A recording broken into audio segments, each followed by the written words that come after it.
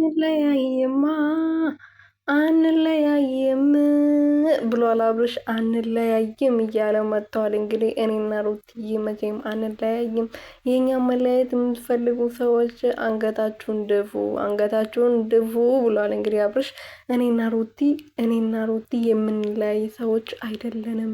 ብዙ ነገር አብረን አለን። ከየት ተነስተን እዚህ እንደደረስን እኛ በደንብ እናውቃለን። እኛ ስራችን እየሰራን ነው። እናንተ ለምንድን ነው የምትንጨረጨሩት? እኛ ሰርተን በመለወጣችን ምን አናደዳችሁ ብሏል። እንግዲህ እውነት ነው።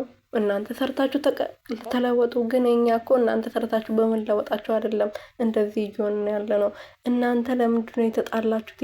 የእናንተ መታረቅና የእናንተን አንድነት ስለምንፈልግ ነው እንጂ እናንተ እንድትጣሉ እንድትለያዩ አንፈልግም። እኛ በበኩላችን አንፈልግም። እኔ አልፈልግም። አሁን ለምሳሌ ያው የሚፈልጉም እንደዛው ሆኖ እናንተ ደግሞ ተለያይተናል ብላችሁ እናንተ ናችሁ የመጣችሁብን፣ እኛ እንጂ ምንም አላረግንም።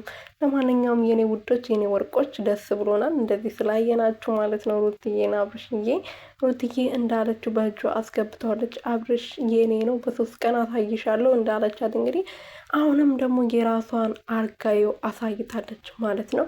ምን ያህል ለሷ ቦታ እንዳለውና ምን ያህል እንደሚወዳት ደግሞ በተግባር እያሳያት ይገኛል።